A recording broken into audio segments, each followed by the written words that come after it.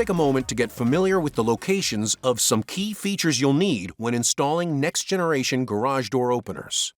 The buttons for programming the opener are located behind this panel, which opens on the side. This is also where you'll find the connectors for wiring the safety reversing sensors and control panel. Wires route in through the space in the top.